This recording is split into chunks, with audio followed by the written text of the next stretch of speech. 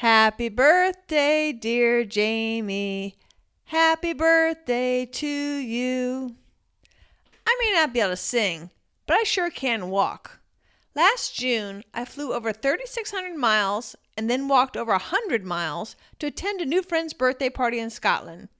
To get to the party, I hiked on Scotland's most popular and eminently doable long-distance trail through multiple medieval villages and the sheep-studded countryside. The West Highland Way Trail should definitely be a consideration on your next adventure travel list. When Jamie, a Scot I met in Nicaragua, invited our hiking group to his 40th birthday party hike with his friends in Scotland, I jumped at the chance. After all, how often do you get the opportunity to hang out like a local? You first met Jamie in the Nicaragua episode number 1. He was the gent that danced with me in the town square. Jamie lives in Glasgow, and his birthday hiking weekend was going to be in Fort Williams, about 100 miles north. However, I couldn't rationalize flying across the pond for a 3-day weekend, so I figured there must be something cool I could do while I was over there. I did a quick Google search, and voila, Kismet! Scotland's most popular long-distance hike, the West Highland Way, goes from just outside Glasgow, where Jamie lives, and ends up in Fort William, where the birthday party was. Plus, there's another trail called the Kelvin Walkway that starts in Glasgow and ends at the beginning of the West Highland Way. So, I was able to hike directly from outside my Glasgow hotel all the way to the birthday party. The West Highland Way is a stunningly beautiful, moderately difficult hike through the western Scottish Highlands. About 85,000 people hike the 96-mile trail each year, taking anywhere from 4 to 10 days depending on their pace. The trail is dotted with centuries-old villages, livestock, lakes, called lochs in Scotland, castle ruins, and gentle hills. I love to backpack, but I have to say that I have a new appreciation for doing a long-distance hike where you get to take a shower at the end of the day. You get to have a cold brew, a hot dinner, and a cozy bed. Plus, I used a self-guided tour company, so my main luggage was transported each day to the next stop. So all I needed to do was day pack. Very sweet. So at 57 years old, I'm kind of sold on this new luxury. Leaving the city was more scenic than I expected. I had a little bit of difficulty getting on the trail, sometimes to the town, but I found that Charlie Loran's West Highland Way guide was super helpful. Most of the locals I asked had no idea there even was a trail. Locals not knowing about trails is not as uncommon as you might think. There have been 2 times when I was on a trail town and on the Appalachian Trail and couldn't find a local who even knew that the trail went right through their town. I never got seriously lost, but want to give accolades to one, if not the single best guidebook I ever bought. It not only tells you the nitty-gritty about hiking the trail, but also has color photos of the flora and fauna, and you get great hand-drawn little "don't miss this" little map on the official map, along with official maps. The guidebook is put out by a company called Trailblazer, and they have a guidebook on dozens of long-distance hiking and cycling trails. Lately, I've been experimenting with not doing much, if any, research on the places I've been traveling to, and to see if the surprise adds to my experience. This has been making things a little bit more interesting. After booking this tour with zero knowledge of the landscape of Scotland, or frankly anything other than its starting and its end point, I did ask my friend Jamie if I'd inadvertently booked a technical hike. He assured me that they didn't have any dangerous or very high mountains along this particular trail, and frankly I was so busy with work I didn't do any further research before heading over there. My tour company had sent me the aforementioned guide along with a nice waterproof map, and I'm so grateful for it. It was fabulous to have all this nice reference material to use for my adventure. I knew I wanted to start this podcast, and I recently met Mike from mikesroadtrips.com. You got to check that out. He really does a great job. Anyway, he makes all these really cool videos of his trips, and I spent an afternoon with him one day, and he has this cool drone and a GoPro with a little gimbal. That's the thing that stabilizes the video. I was like, oh my God, that's so cool. I'm going to get all that stuff. So I had all these visions of bringing you all these cool videos from Scotland. So I buy all this junk and I bring it, but I don't have time to practice with it or even get the thing working. And it was heavy. And so it comes in right before my trip and I bring it over there and I don't know what I'm doing. Anyhow, I carry around this heavy stuff. It messes up my knee, which ends up troubling me for the rest of the trip. So anyhow, I should have known better. I usually train before I do an adventure vacation. And not only did I not train, I was carrying way too much weight. And anyway, lesson learned. No videos on that, but anyhow, back to the hike. As there are many towns along the way, you can do this adventure in a short period of time, like my speedy friend Simon, who I met on the trail, who blew through this trail in about 5 days and then went on to hike another long-distance trail called the Great Glen Way that goes from Fort Williams, my endpoint, to Inverness. Or you can take your time like I did. The average day I did was about 13 miles a day, which is about how long it takes my feet to start screaming. The trail starts in a town called Milngavie. I'm going to totally butcher all the names. I'm sorry, I don't speak Gaelic. And anyhow, Milngavie, Milngavie, but it doesn't sound, that's not how they say it. Anyhow, there's a nice, there's a grand obelisk that starts the trail right at the head. And you walk onto this nice bronze West Highland Way overhead arch, and off you go into this very gentle path through the woods. It's a very scenic and very serene way to start the trail. It was a really cool way to start. And a lot of the trail uses old military and drover's roads. Drover's roads are where they drive the cattle and the sheep when they're changing pastures. So it's a lot of very easy grade on this trail. So it's not a very hard hike. Anyhow, the first day ends in a little town called Dryman. And Dryman is a little quaint village of less than 1,000 people, and it boasts Scotland's oldest pub called the Clachan Pub. And I don't know if I'm saying that right, but it's Clachan, Clachan Pub. And officially this pub's license says it began operation in 1734, but the local lore says otherwise.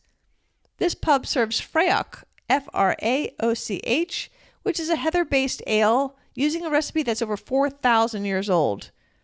Dryman is also the western terminus of another long-distance hike in Scotland called the Rob Roy Way. Rob Roy, who is a local legend, died in 1734 and was part of the Jacobite uprising, and in his lifetime became a local legend.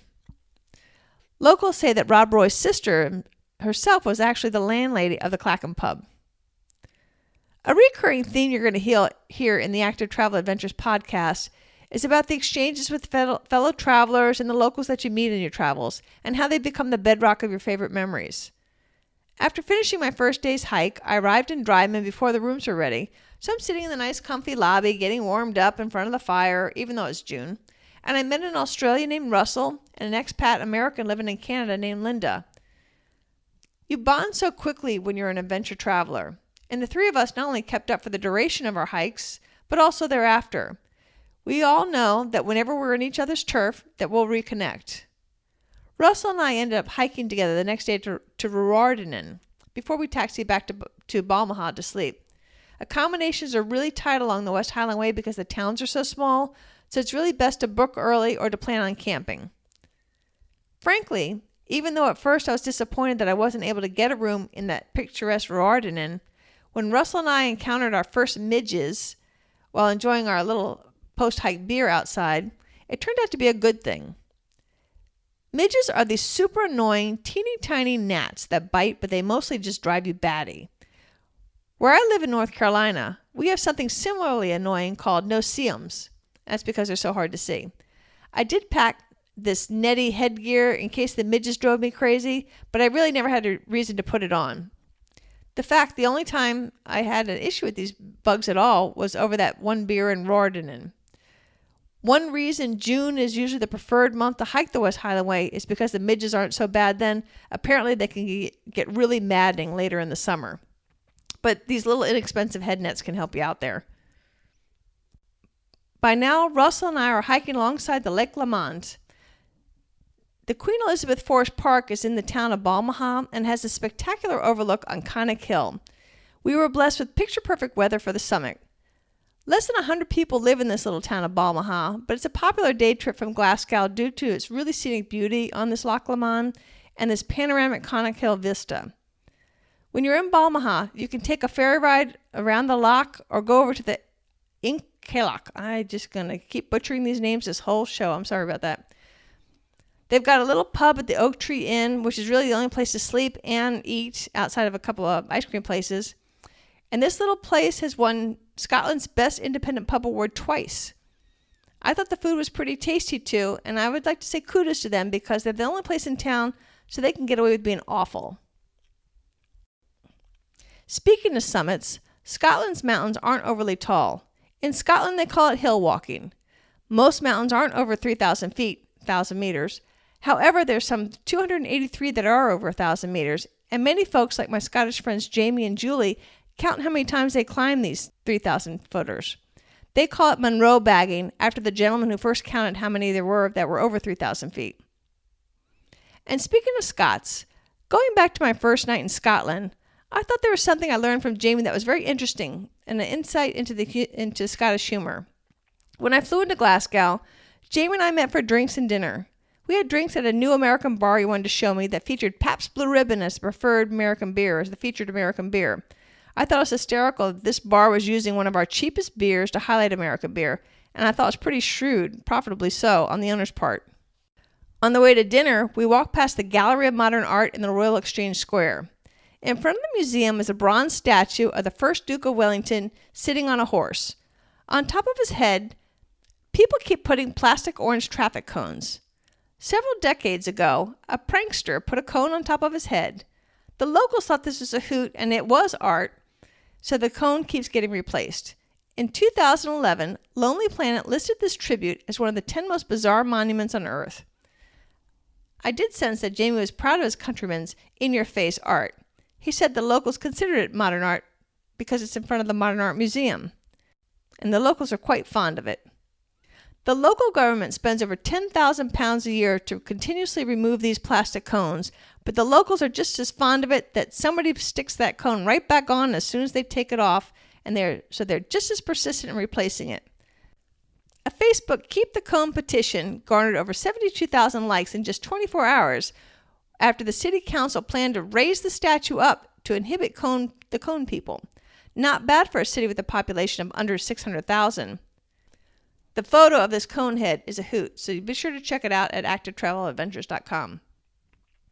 Now back to the hike. While walking along the Loch Lomond, Russell and I were fortunate to witness a young couple getting ready to get married. We watched the wedding party and the handsome young groomsmen in their cute kilts making all the preparations for the ceremony along the waterfront. We were so tempted to stay for the ceremony. Gratefully, I had booked a rest day in Balmaha, which gave my knee a bit of a respite.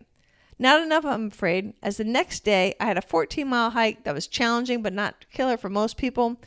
Yet it still took me 9 hours to hike the 14 miles to the Dryman Inn in Inverumin. This happened to also be the most difficult day's hike of the entire trail, yet I still would rank it just maybe a 3 out of 5, a 3.5 maybe out of 5 for difficulty for this one day.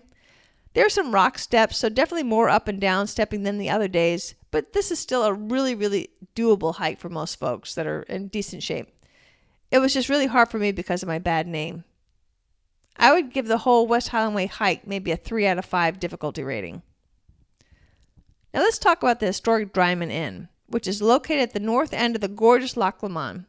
All right, I know I was really tired that day and my knee hurt and I was thirsty, I was hungry and all that stuff. But this inn, which does have a charm and it's been around for centuries, is different. It is covered in taxidermied, stuffed animals of all sorts of trophies all over the place. And they don't look like they've been dusted maybe in decades. I don't know. Anyhow, I was really glad to get off my feet, and Jamie and his mom drove up from Glasgow to join me for dinner and see how I was doing, and our meals were good, the service was good, and the ambiance was very festive. I just felt like I wanted to bring out a feather duster and just kind of clean up the place a little bit. The Dryman Inn is a place that you've got to see, but it won't be your favorite place to stay on the hike. I was in the new wing, which is a building across the street that was very retro. Maybe my furnishings were dated from the 70s, although the bathroom did look remodeled a little bit newer than that. It was clean enough, but motel-y, I would say. It was my least favorite room of the whole stay. Anyhow, the next day's hike seemed to be mostly level or uphill, and happily my knee was now only troubling me when I was going downhill for some reason. Early in the hike, I met this really funny and charming man named Simon who's from England. He and I hiked together all the way to my end point of the day at Tindrum, and Simon treated me to a really nice lunch, and afterwards he hiked on another 7 miles to the Bridge of Orchy. And as another side note, he also went to hike another long distance hike directly from there, another 73 miles on the Great Glen Way to Inverness, and so that's another option for ambitious hikers. There's tons and tons of long-distance hikes in Scotland, and a lot of them intersect, so you can really hike as long as you want. Decision day.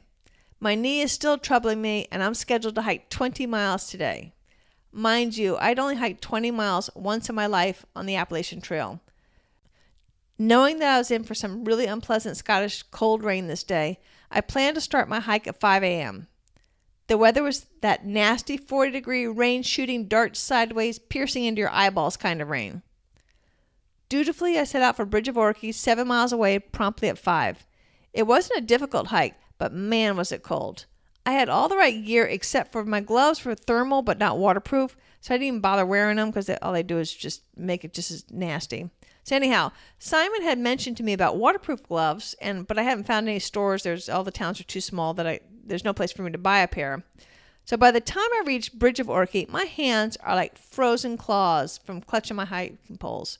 I had all the right other gear, so the rest of me was pretty toasty, but I just couldn't even move the fingers of my hands. They were like seemingly permanently hooked, like they were holding onto the grips of my hiking sticks.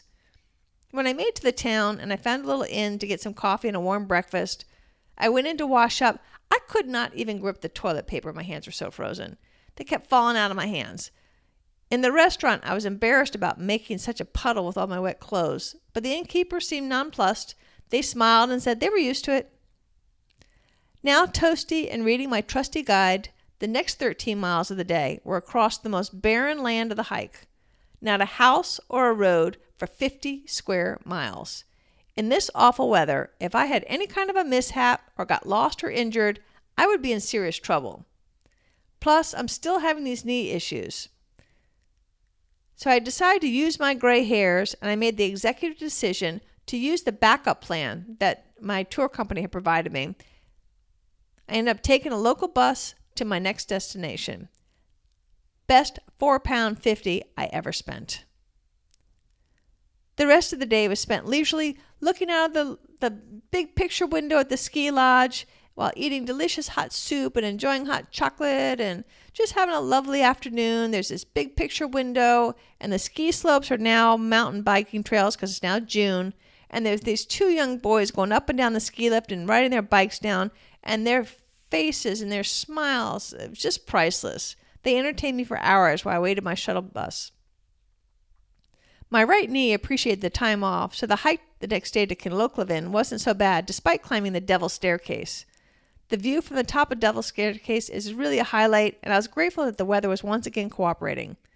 It is straight up, and it's a bit hard, but I'm inclined to believe the story that said it got the name's Devil's Staircase from the builders carving those stone steps, rather than the climbers calling it the Devil's Staircase. It's a bit difficult, but not that killer. The view is really killer, though. Heading to the town of Kinlochleven, you'll see some massive hydroelectric tubes to your right, built, as I understand it, for an aluminum smelting business. Kinlochleven, a modest town of just over 1,000 residents, can boast it was the very first town in the world where every single home had electricity. When you make it to Kinlochleven, you'll find it's a cute little town at the head of Loch Levin, and it's surrounded forward-like by all sorts of mountains. And while you're there, don't miss stopping by the famous Bothy Bar in the McDonald Hotel. Coming from the U.S., where I think something is old when it's 100 years old, it's amazing to me that all these places that are centuries old don't even bother announcing how old they are. When hiking this trail, you're going to hear a lot and read a lot about the McDonalds, which is a large and proud Scottish clan. When you made it to Kinlochleven, you've just passed the Glencoe Pass area, which is stunningly beautiful. I thought it was the prettiest area in the whole trip. This is the site of the Glencoe Massacre of 1692, infamous because 38 unarmed MacDonalds were murdered by the Earl of Argyll's regiment, which was led by Robert Campbell. Worse yet, this massacre was authorized by the government. What makes the crime so heinous is that this regiment had been the guests of the MacDonalds for a couple of weeks before they were then turned around and killed their hosts. Here it is 300 years later, 300 years, and I saw signs on some businesses saying, "No Campbell's welcome." After Kinlochleven, we were in the little home stretch into the hike into Fort William, which is a decent-sized town of about 10,000 residents and has all the amenities and a cute downtown area on the water. Fort William is an adventure traveler's mecca. Not only is the hiking good in this area, but the mountain biking is also a big attraction. The Great Glenway Trail that Simon continued on can also be biked as well as hiked from this area. While in town, it's a worthy stop to stop at the West Highland Museum so you can learn a little bit more about the history of Scotland and the clans. The original fort at Fort Williams was built in 1654, and you can see remnants of a fort on the hike as you come into town. The trail ends in the heart of town on the pedestrian main road at the Sore Feet bronze statue designed by David A. Anand. Yet another tip-off to the Scottish sensibilities and humor. You can see my smiling face sitting next to Mr. Sorefeet at the ActiveTravelAdventures.com website. Many hikers add to their hike a climb of Ben Nevis, the UK's highest peak at over 4,400 feet, which is in Fort William. I was still a bit concerned about my knee, so I chose a different path. I met up again with my new hiking friend Simon, and we had dinner the night I arrived in Fort William. The next day, after coffee also with Simon, still a bit concerned about my knee, I chose a different path. I ended up taking the famous scenic train ride to Malag. This is a picture postcard, beautiful, perfect ride. You take this extraordinarily beautiful train ride to Malag, have lunch, visit the museum to learn about the town's history and its importance as Western Scotland's most important commercial fishing port, walk around a bit, and then take the train back. And yay! While I was there, I found an outfitter, so I was able to buy a pair of waterproof gloves. You can also take the historic steam train up there. It's the same view as the regular train, so it just cost a little bit more. I just took the regular one. It's almost time for the birthday party. Jamie and his friends arrived the next day. It was so cool to hang out with his friends, and they didn't seem to mind that I was an old lady. Granted, they were young enough to be my kids, but they actually seemed pretty cool having me around. Plus, Jamie's mom, Carol, also came too, so I wasn't the only one of a certain age. We were a large party, and it was hard to find a restaurant to take us to dinner without reservations, so we ended up at this Chinese restaurant that had no customers, which made us a little bit nervous, as all the other restaurants were packed. Gratefully, everything went well, and happily we had many customers before we left. I've been worried about food turnover and sanitation issues, etc., and I'm happy to report that no one got sick and we all enjoyed our meal. The next day was the big hike for Jamie's birthday. We took a train to the mountain for our climb. The weather that day was as pleasant as my clawed hand day. Bitter, raw, cold, awful, piercing rain with about 10 feet of visibility. I was so grateful for my new waterproof gloves, and because I was fine even though the weather was miserable. My mom always told me, if you have the right clothes, it doesn't make a difference what the weather is. She is so right, folks. The funny thing about adventure travel is that when you look back, it's the things that didn't go well that you remember most fondly. I think about how I couldn't hold that toilet paper that morning in Bridge of Orchid. My hands were just so frozen. But I notice that I'm smiling when I think about it or I tell the story. I think about climbing that Monroe for Jamie's birthday when we were pretty much in whiteout conditions, unable to see a few feet in front of ourselves in this bitter, cold, piercing rain. We only paused briefly at the summit for a quick photo op before racing back down to get into some heat. Yet, it was one of the highlights of our trip. I was blessed with pretty good weather on most of my trip except for the 2 days I just talked about. But I find it's overcoming the obstacles and persevering that I remember most and that I remember most fondly. Overcoming obstacles seems to make me proud of myself, and I seem to enjoy pushing myself. When we were back down the mountain, now safely warm and we had soup in our bellies while we were waiting for our train back to Fort William, we were laughing at the cold and the rain. We cheered our endurance. We relished reliving the misery. Why is that? I don't know, but I see it time and again on any adventure trip I take. When I look back, it's the things that went wrong or the most difficult challenges that set that adventure apart from the others, and that's where the memories come from. When I look back on this adventure, I smile more about that clawed hand than I do about that perfect view on the top of Conic Hill. I think it must do with us pushing ourselves, enduring the challenges, and then triumphing over them. People who choose to do adventure travel for their vacations are different than most people. We seem to have this odd pat ourselves in the back for overcoming the challenges mentality. We actually seem to thrive on it a little bit. We get dirty and sweaty and are often uncomfortable and sometimes even a little pain. My family and friends sometimes don't understand why I'm doing this. Some friends are envious, but they wouldn't do it themselves. But if you're listening to this, I'm betting you're one of my people and you get it. And I'm so glad you do. My takeaway of hiking the West Highland Way in Scotland is that this is a very doable hike for almost anyone in good shape. You can do it self-guided like I did it. You can plan your own adventure and even backpack the trip like Simon did. Although when he heard about how I had my luggage transferred, he wished he'd done that. The West Highland Way is a very popular trail, and accommodations in these small little villages are limited, so you need to plan well in advance. Be sure that you download the free West Highland Way cheat sheet that you can find on the website. You'll get it automatically if you subscribe to the newsletter, and that way you can either file on your computer or print it out and have a little dream bucket list book. If you haven't done so already, please subscribe to the Active Travel Adventures podcast. If you don't know how to, you can visit any of my web pages to find a link that will show you how. And if you have subscribed, thank you. You're one of the early adopters of this new podcast technology. Most people today don't even know what a podcast is. Could you please do me the favor and the honor of grabbing a friend's phone this week and subscribing them to Active Travel Adventures so you can enlighten them on this cool new tool called a podcast? Thanks. At any time, please feel free to email me at kit@activetraveladventures.com.